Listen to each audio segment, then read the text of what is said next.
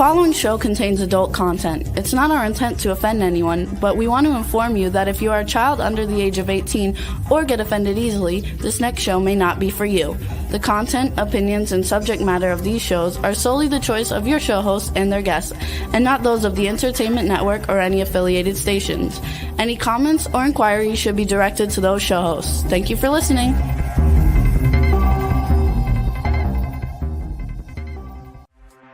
Hey everyone, and welcome to 50 Shades of Bullshit. I'm your host, Christine Lalonde, and this is the podcast where we uncover the truth about online dating. Now let's begin. Hey everyone, I'm Christine. And Sean is muted. And I did the mute thing. Hi, I'm Sean. You're being me now. I am pretending. I just inspired me so much that I keep me on my toes and try to talk all the time. How are you? I am fantastic. How about you? Good. We pre-recorded this show. I'm going to say it as if it's going live last week, which is now. This week. I know we're going Twilight into the Zone. Future. Yep. Twilight Zone. Hi everyone. It's really good to see everybody. Yes. You can't see us. You can see us, and we can't see you, but we know you're there. We do know you're there. The sad thing about not being live, like live, is that we don't get all the fun comments like we did on the last show. Yeah, a lot of good ones. Mm-hmm. That was great. That was a good show. Mm-hmm. So, hi, we're back this week. We're back. We are. We've got a great guest today. I'm super excited. Our thing this week is called Identity and Dating. I have a thing or two to say about this. This will be fun. This will be fun for both of us, I think. Well, this is the thing. When you're online dating or you meet somebody randomly out and about, which is rare, but when you do, people tend to project what they want to be, not who they are. Exactly. I love that. That's a great way to say that. And on dating sites, they put in all the things that they think they are or they hope to be, but they're not. For an example, I have seen some of my exes on the dating sites. No, that's funny. And then I read their profile and I'm like, that's a load of crock of shit. Yeah, All-Star Paddleboarder. I saw that one. I was like, no way. It's like 50 Shades of Bullshit right there. Right. What shade are we talking about? I actually saw my ex-husband on it one time, and he saw me, and he about had a heart attack, and he was like trying to like delete me really fast. And I would match with them on purpose because I thought that would be hilarious. I think it's hilarious too. Oh my God. You know what's funny is I have actually seen people that I've gone out on dates with, and I purposely swipe them yes just to see. And then we match, and I'm like, dude, what the actual fuck is going on here? My favorite is when I went on a date once with a gal one week. It's like, we'll see. And she's like, I'll call you back and we'll figure it out. And then the next week I'm on a different date in a different place, and she was there on a date, and I'm just like, gotta say hi. You're like, hi. Are we going out next week or not? Or is this a really good date? I like this one better anyway. It's okay. So people tend to, I think, pretend or express who they want to be or who they think they are, and they're just clueless, or they have a clue and they're just lying. But I've dated people, and then I've thought, wait a minute, didn't their profile say this? And then I'm like, oh, fucking liar. Right. Just because I feel 23 doesn't mean I'm going to put it on my profile. Now, mentally 16. I will say that as you get older, me, aka me, as you get older, you tend to, if you put your real age, I don't date men that are older than me. I've expressed this many, many, many times on this show. My new beau is like a year, maybe about a year or so It's younger. Gonna be working out, but how funny would that be? I know. Well, he's a little younger than me, which is fantastical. And I did not meet him on a dating site. Oh, really? I did not. That's even better. That's more kudos for that. I know my daughter said the same thing the other day. She's like, "What site did you meet him on?" I said, "I did not meet him on a site." You She went goes, straight to "Oh, it. yes, I approve." She Love said, "You her. met him in real life. Okay, I like this guy." She actually really does. But when I put my real age, it only allows me to see men who are like 10 plus years older than me. I don't even date someone who's a year or two older than me. Mhm. And so I have to put a different age. And then the first thing I say on my profile is, yeah, I'm actually 54. My profile says 50. It's because I date younger, so whatever. I'm not too far off. Besides, I don't think I look 54. Fuck off, You Sean. know what? Here's the thing. Do I look 60? Are you 60? Do I look 60? No. No way in hell, right? But for Right. whatever reason, I put a funny post on it on TikTok that my son made me do, where it says I'm 60. I got Oh, two I and a saw half that. million, 2.6 million views on that as of right now, and I got a week to go before this show airs, so I'll bet you it'd be over 3 by that time. And it's just like crazy how people think that's true. I'm like, no, I wasn't trying to fool you. I just thought it was a funny joke. Well, Yeah, it didn't go over well.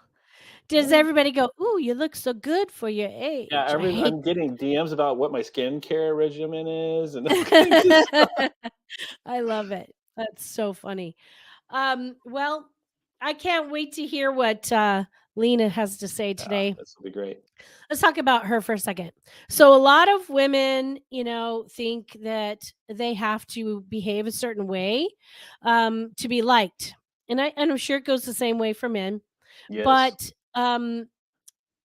men like women who are so and so, they'll do that. They'll think, oh, you know, guys like women who do this, so I'm going to say I do that, and to get those kind of guys. And that's really essentially, well, it's lying, I you just know? talk like Batman.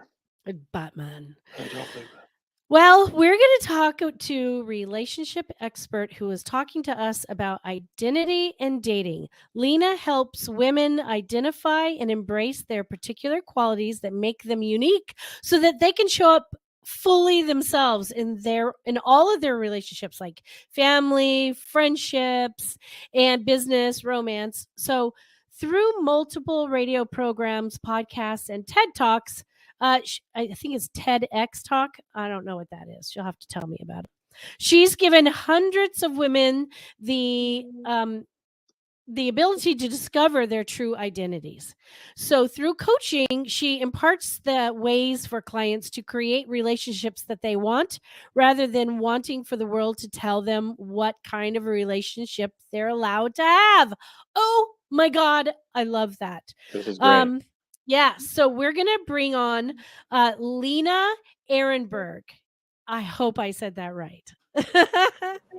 You absolutely said that right. Thank Yay. Yay. you. Hi. Hi.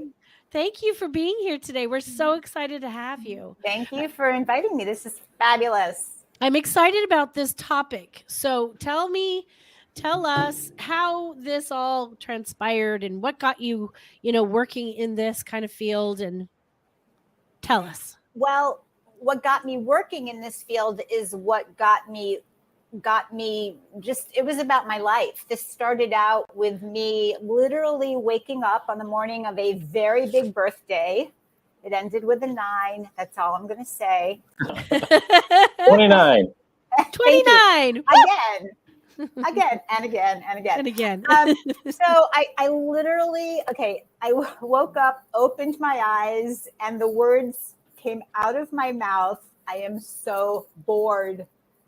Like, I heard this voice, and I looked around and I thought, who said that? And I was alone. So I thought it must have been me. It came out of my mouth. That's how much it was in me.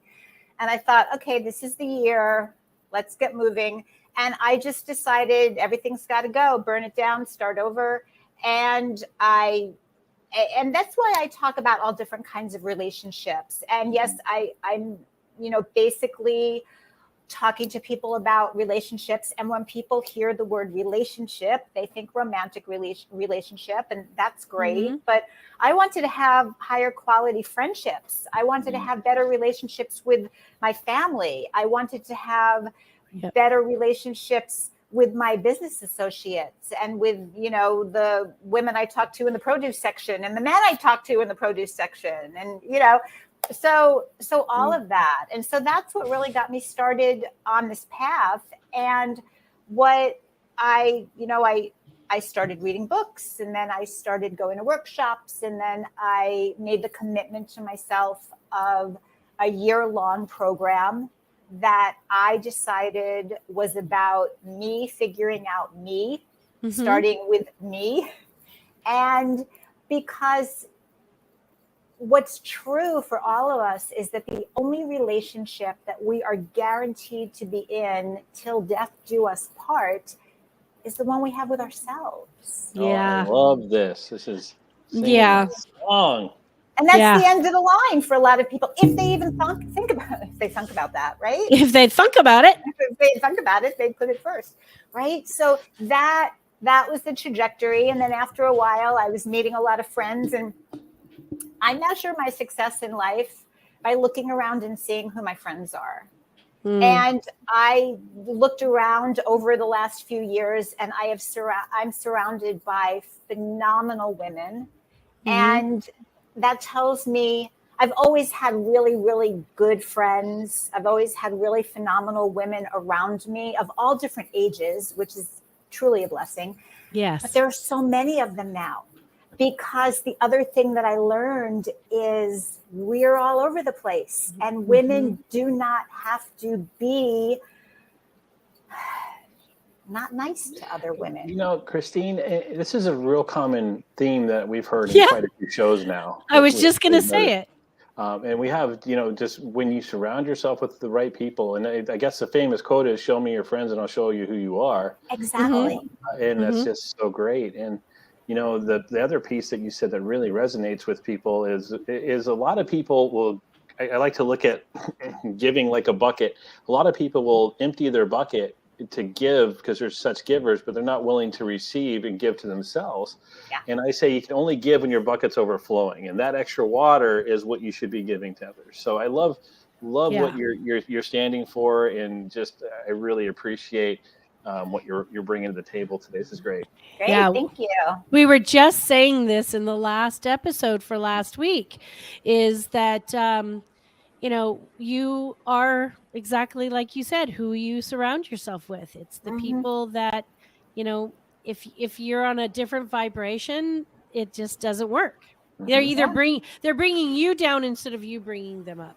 Right, exactly. Or being surrounded by other people who are you're all bringing each other up. I mean, that's really the goal, right? None of us can do it for us, alone or for other people, right? You can't want something more for someone else than they want for themselves. But what a great feeling is to know that when your back is turned, all that's being said about you is wonderful things by those people that surround you, and you never have to worry otherwise. It's a great thing.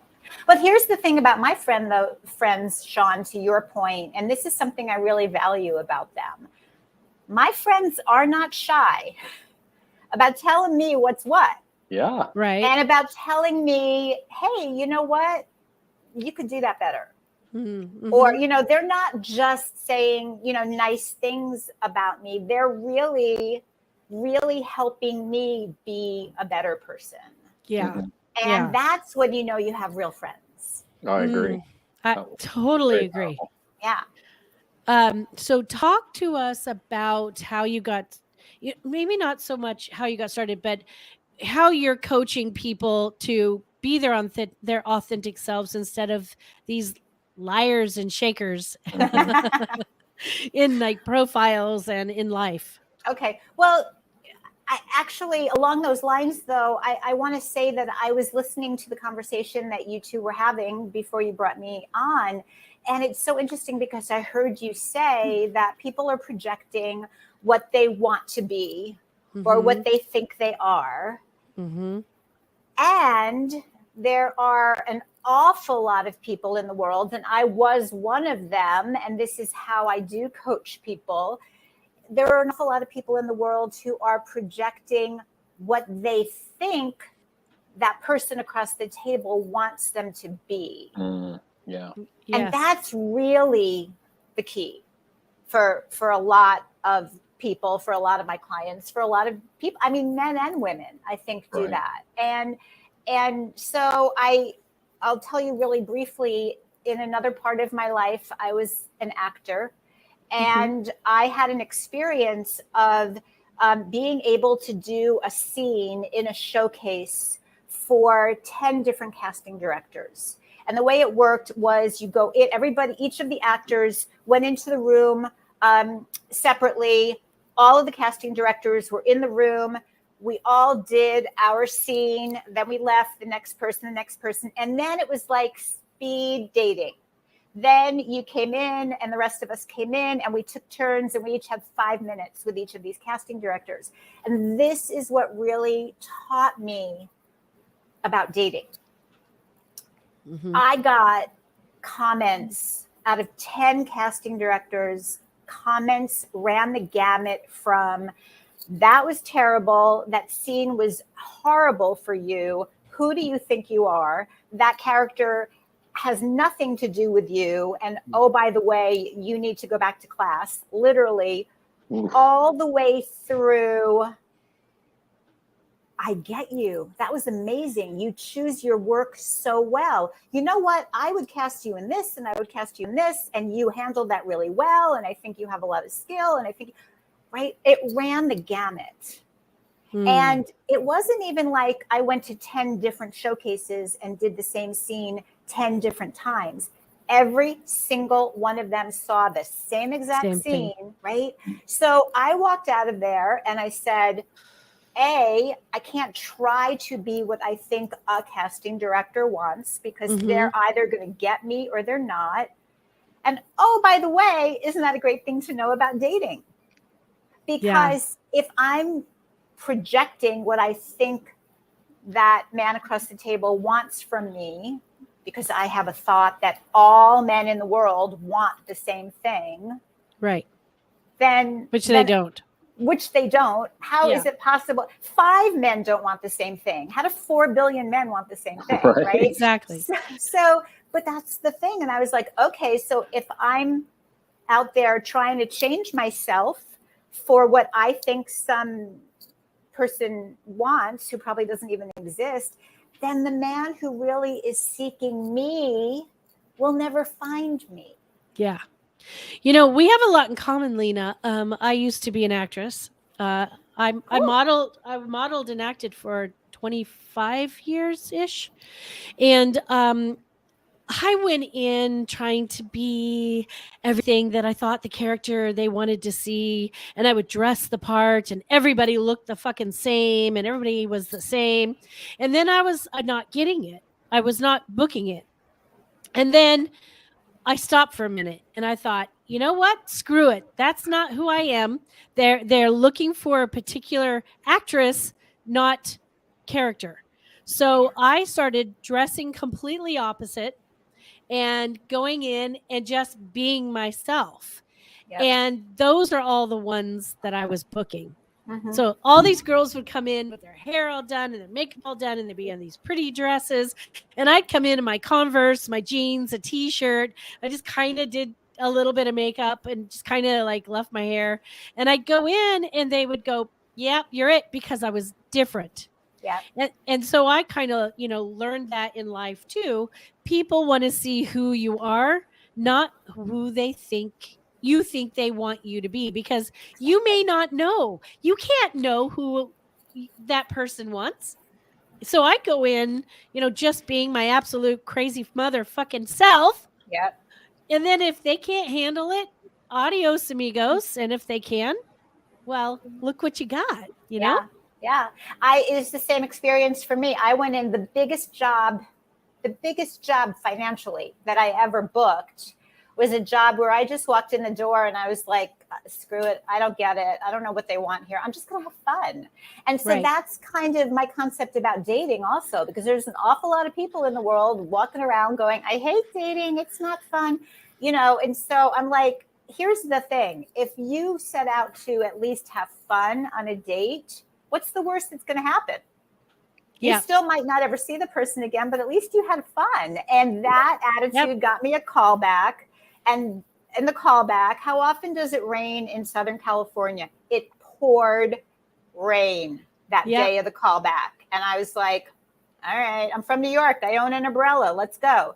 And I was in this room that was like full of soggy people, and it was like just crowded, and it was misty, and it was everybody was complaining about their hair. And I was just like, all right, well, I'm just going to have fun, because what are my other options? And I booked the job, and the client was on set, and the client walked up to me and said, you want to know why we hired you? I said, please tell me. And he said, because you look like you were having so much fun. We wanted to work with you. Yeah. Energy is everything. Yep, Energy I love is it. everything. Yeah. It really is. Yeah, yep. I love that. So tell us more about your techniques with your dating coaching, relationship coaching. What's some of the things that you find you really have to work on with people, and how do you approach that? The biggest thing that I have to work on with people is that whether we're aware of it or not, we all have preconceived ideas, especially around dating. And, talk about, thinking that we're different than we really are. We all have preconceived ideas about things. And so that's the biggest thing, is really kind of digging out, okay, what is it with this person? What's the belief? What's the thought? What's that thing that's holding them back? Because that's the root of what's not letting them change. You could do all of the exercises that you want. And of course, there are techniques, and there are, there are processes that we go through. And I'm a firm, first and foremost, I will say that the first thing I work on with all of my clients is starting with themselves, starting to really get to know themselves consciously. And it's values first. Values first. What are your values? And then after you've identified your values, what are your priorities? Because here's a newsflash. We all think, and we know that we have values, but when we really sit down to look at it, our priorities might be taking us in a totally different direction than what the values that we hold. So we do a lot of work around that. And then we do a lot of work around, it's really a 3-step process over the course of a few weeks to really get grounded. And then we talk about lifestyle, and we talk about, and when I say lifestyle, I mean, how do you like to live? How do you live right now? What's working for you now? How do you see yourself living in a relationship? A lot of my clients come to me and they'd like to have children. So, okay, that's one thing. And some of my clients are past that. They've, maybe had their children or not had children. And so they might be thinking about a more just 2 adults in a relationship. So, it's all about that, but it's really about getting grounded in who each woman is and what is the thought that's been impeding progress.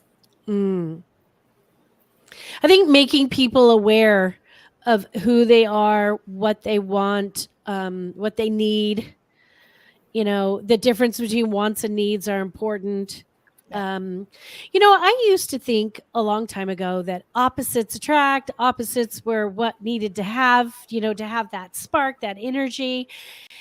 And I realized that was awful. Sorry. Sorry. I've still been sick. Opposites do not work for me. It just makes for problems. And until recently, I met somebody who is literally has the same values, the same core values, the same religious beliefs, the same political beliefs, how we speak, how we talk. Same, that's the same thing, by the way. All these things really align. It's just like locks fell into place. And I really realized that was really so much more important because now we have so many things that we want to do together. Mm-hmm. You Yeah. know? And you really said the magic word that you have similar values. And that makes for more ease in a relationship. But it doesn't necessarily mean that both partners are going to express those values in the same way. Right. And that's where you can, when you said it doesn't work to have opposites attract, well, I think that depends on where are you opposite? How are you opposite? Right? Okay. So like, let's say, for instance, someone is very, very spiritual. And for one partner, that might mean that they spend time in a religious institution on the weekend. And the other partner might spend time in nature on the weekend, right? But the core value is there. So and on the surface, that could be looked at as an opposite, but not necessarily. And I certainly appreciate being with partners who have some opposite skills than I have, in certain areas, because that it helps. I like to be able to, and this is one of my values, that I am open and willing to learn from someone who is also open and willing to learn from me. Yeah, I like that. Sean, do you find that you and Dawn, Sean's girlfriend is Dawn, do you find that you guys have a lot more in common, or do you think that you're more opposite? How does that work for you? It's really interesting because this is all resonating with me as she's talking. Dawn and I have very similar values, and that's absolutely the case, but we have different skill sets. And what I love about her is she wants to learn my skill sets, and I'm teaching her things, how to do things in a certain way, rough it a little more. And she's teaching me, in a weird way, I'm teaching her how to rough it more, best way to put it. And she's teaching me how to bougie more. And do that way. And so it's just great because we both are really enjoying it, and just to see our faces, like I'm trying to eat with the fork the right way and do it with the right things. And the military man in me wants to just scoop it up and go. And then watching her outside in nature, she loves it, but then how to do certain things there, and it's been interesting to watch. So it's been a fun transition, and I think Lena hits the nail on the head, and so much. This is such a great episode for me personally, because I get to listen to how it all kind of comes together, put some pieces together. Yeah, that's so cool. Okay, by the way, for me, roughing it means staying at a hotel that doesn't provide hair dryers. Yeah, I was a former Army Ranger for 7 years, so I have unique skill sets, we'll say. I love that. Yeah. So tell us, where are you located, Lena? I'm located in the Los Angeles area, but I have clients all over, everywhere. I love technology when it works. Yeah. And yeah. Nice. And I also love to travel, so it enables me to be anywhere and for clients to be anywhere. And that's a skill set. Figuring out time zones when I'm not where I'm used to being, that's a skill I need to develop a little better. But So, how do you find your clients? And do you mainly work with women, or do you work with men as well? I mainly work with women, and I find my clients, I was going to say, like, I find people I've dated in the past, all over, sometimes online, sometimes like, literally I've coached friends, and I've coached friends of friends through referrals.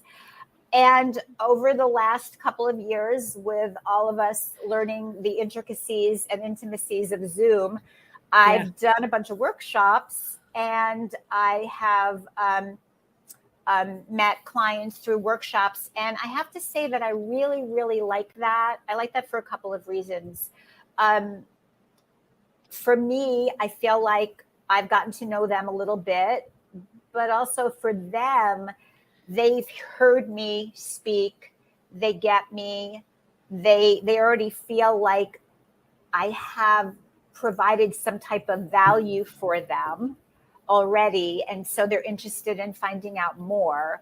And but it's just kind of all over, phone calls, or somebody coming across my website, or somebody coming across my some type of social media. Clubhouse, the social media app, has been again a really, really good way to get to know people, both sides of that, to be able to hear people and have them hear you.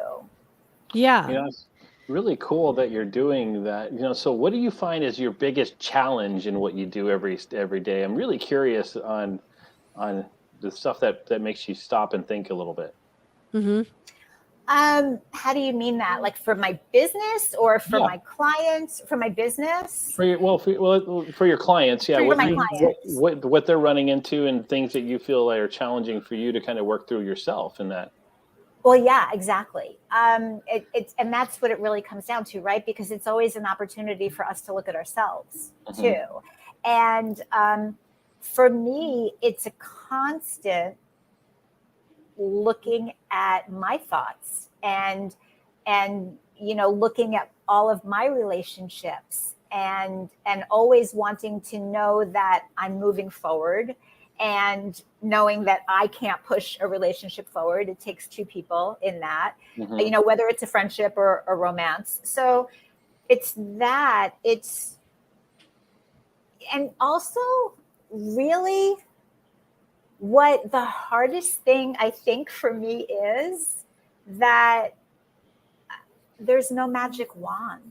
Well, that's what I was kind of asking. It's really interesting, because is there a common theme that you see with your clients that, if you could tell everybody now, that'd be kind of neat to hear? Yeah, the common theme is the belief that there's something about their dating history that is going to make it hard for them to find someone.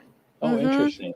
Yeah. Right? They think, Christine, yeah, I totally, that resonates with me. I think that people find that they think they are unlovable. Just because somebody else didn't love them, they immediately think that they are not lovable. If somebody didn't like the way that they, laughed, they think that their laugh is horrible just because one stupid person didn't like it. Right. And there's also like the kind of, I'll give you an example, and it's always a juxtaposition of two ideas, right? There are some people who have dated a lot, and they think that means, oh, I don't want someone to know I've dated a lot and I didn't have, a long-term relationship. I've just had a lot of dates. And then there are other people who haven't dated a lot at all, and they think, oh, this is a problem because I haven't dated a lot. Yeah. So it's like, what do they say? Interesting. Two sides of the same coin, right? But it's always, but that's what I was talking about, people's beliefs. Like it seems perfectly reasonable when we're having the thought in our own head. To us, it just is. And I'm sitting on the other side of the Zoom screen saying, that's a thought. You get to think something different. And when we've been thinking a thought for a really long time, it just doesn't, it's like, wait, what? I get to think something different? How do I even do that? And then I catch myself at at certain points in my life saying the same thing about something. And I'm like, oh yeah, there you go, being human again. So, So are you, if I was your client, even though I'm not lovely, as I'm sure they are. Oh, you're lovely. You are lovely. If I was your client and I was about to go on a date, am I calling you and going through what I think and getting all the stress out, or have we already gone through all that? We've gone through that, but you can certainly, when I work with clients one-on-one, they have my number and they text me, and, they text me, when if they need to. But I will say though that most of them don't. I mean, I'll get a text maybe the next morning letting me know what happened, but I don't get a lot of nervous pre-date jitters, but if they want to, that's totally fine. Have you ever had someone call you while they're on a date and go, help, I don't know what to do? That one, no. Emergency. Yeah, no. I want to hear those stories. Damn it. Yeah. Well, because here's the thing, why that, and look, it could sometime in the future, but I really believe that the reason that hasn't happened is that a big part of the work that I do with all of my clients is really figuring out how to figure it out up front before they even get to the point of meeting someone in person. That's good. So, because I think that's where a lot of the dissension comes. That's where a lot of the being unhappy dating comes, is when you're meeting people in person and meeting people in person and meeting people and meeting people and meeting people, and it's not happening. And so we do a lot of work up front. We talk about how to read a picture, how to read a profile. Okay. In addition to learning how to write a profile for my clients, but it's like how to read men's pictures, how to read men's profiles, how to read their messages. I find that I do that. I really find that I was doing that. Looking at the picture and analyzing it and going, yeah, I see things beyond the pretty face or the great body. I was going, yeah. Yeah. Right. Yeah, it takes a minute. Yeah. So and this is something that I have incorporated into my work, because it's something that I taught myself. I was not about to be someone who let myself get miserable in the process. I just wouldn't do it. And I know that there are a lot of people who say it's a numbers game and you just got to go out and go on so many dates and go on so many dates. And I've dated, here's what's really interesting. Women who complain that men don't talk need to be dating salesmen. And Talkers. I don't mean like used car salesmen. I mean like really high end, salesmen, because, well, not only talkers, communicators, because they listen and they talk. Some bullshitters. Sometimes. Yeah. And sometimes you don't know that until you're in it, right? Yeah. But I was dating a man, and, we were talking about, he and I met speed dating, actually. And which I love. I highly recommend. I just do it at least once to have the experience of it. But I thought it was great. And so we dated for about 6 months. And at one point he said something to me about, oh, well, dating is just a numbers game. I said, oh, is it really? And he said, well, yeah. I said, okay, so you're a very successful salesman. I said, do you stand on a street corner and try to sell everybody who walks past you your product? Good. And he said, well, no, that's ridiculous. I said, well, what's ridiculous about it? And he said, well, no, I pre-select and I go in there knowing who I'm going to pitch to. And I wouldn't just, I could talk to 300 people in a day and they might not need my service. And I'm like, that's why dating is not just a numbers game either. Do men get intimidated by you when they try to date you? Because they're like, oh, shit. You're reading my mind. I literally wanted to ask those questions. So, I've only had one person. I had one person say to me, yeah, God, I don't know. You're a coach and I'm afraid you're going to judge me. And I thought, well, good for you for putting it out there, you know? Mm-hmm. And I said, no, it's not about, well, you know, I was talking about this with a group of people the other day, that it's not just because I coach that I might be intimidating to someone, but it's just, I've just done so much of this work and I really am solid with myself. I really know who I am, and I bring me to all of my relationships. I don't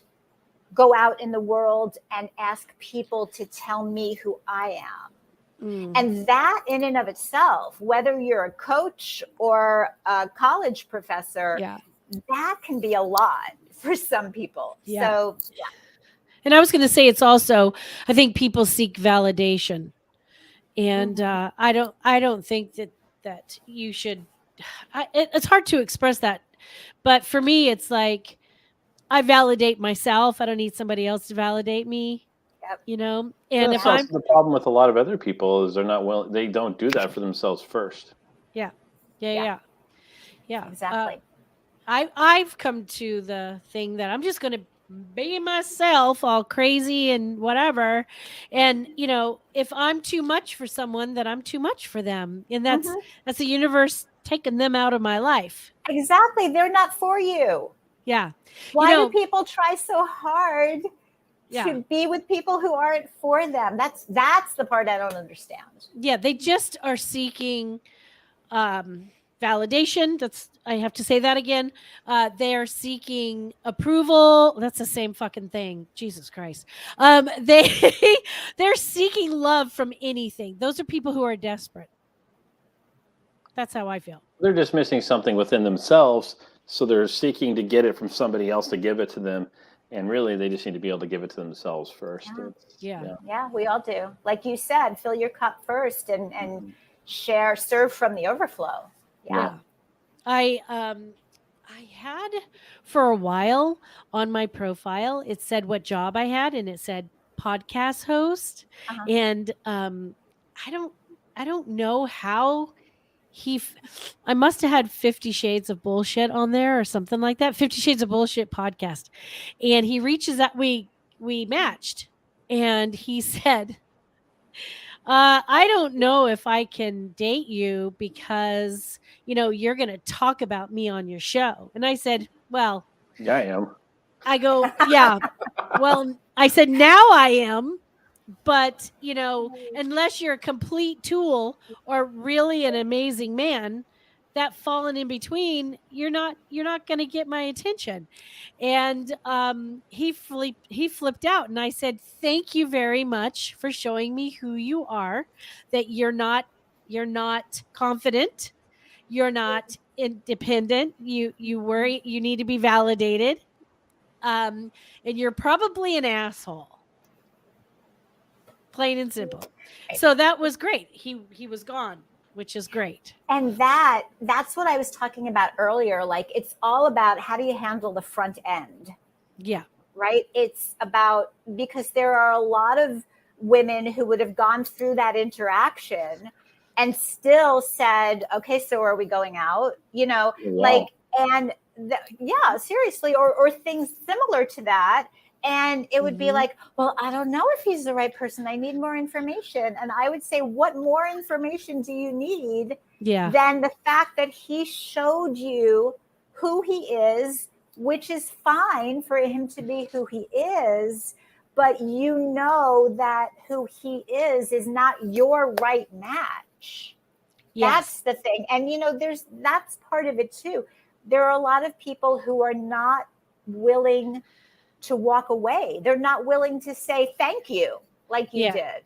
Yeah. And walk away. They're just like, I need more information. I don't know. He's being a this. And then they go in a Facebook group and say, would this be a deal breaker if someone said this to you? Or and I'm like, and you know, anytime I'm in a Facebook group like that, and people are asking other people, is this a deal breaker? Is this a red flag? I'm in there saying, what do you think?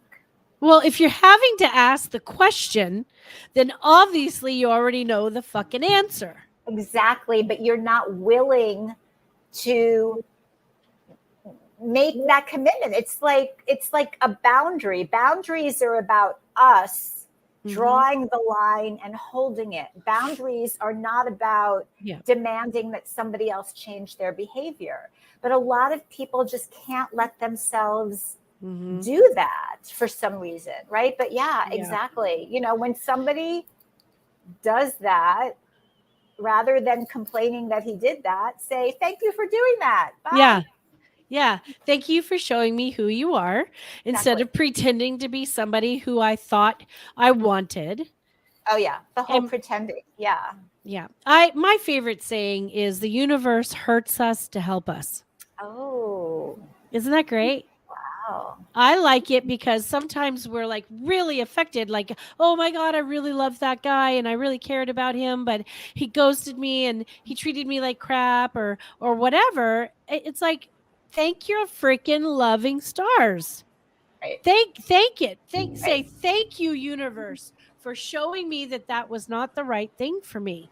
You know, that's how I try to look at things. If it's removed from my life, it was not meant to be. And I got a whap above the head. Like, that was not for you, bitch. Okay. I love it. Well, you are awesome. Well, thank you. So are you. You're really fun. We only have another minute left. Time flies when we're having fun. But tell us what you are looking for your clients. What are what the kind of people that you can help? Do you help divorcees, whatever, divorced people who've never been married? Well, I can certainly help, and I've worked with people who are divorced. But so I've never been married. Okay. These are the women I really, really want to work with. And it doesn't mean that I think every single one of them is exactly like me, but I don't hear a lot of people out in the world saying that. You know, there are a lot of people who are divorced and are really working with divorced people right now. And I love that. And so, the women who I work with and who I love to work with are just, probably a lot of them are like me. They're waking up in the morning. They might not say it out loud, but they feel bored with their lives. They don't have everything in their life at this point, whether they're 39 or 49 or 59 or whatever it is. They want more. And I just am grateful to you to enable me to say, you can have it. Yes, absolutely. And you can have an enriched experience of your life. That's awesome. I love that. Well, Lena, thank you for being here today. We're out of time. We really appreciate your knowledge, and talking about this subject, I think, is really important, so people can really take the time to figure out who they are before they start dating. Yes, you're awesome. Yeah. Thank you, Sean, for co-hosting again. We appreciate that. And we're going to tell you the same thing we tell you every week. Thank you for coming to watch us. Same time, same place next week. And until then, keep it real. If you enjoyed this episode, please share with your friends, like and follow us on Instagram at 50 Shades of _bullshit and Facebook at 50 Shades of Bullshit. Thanks so much for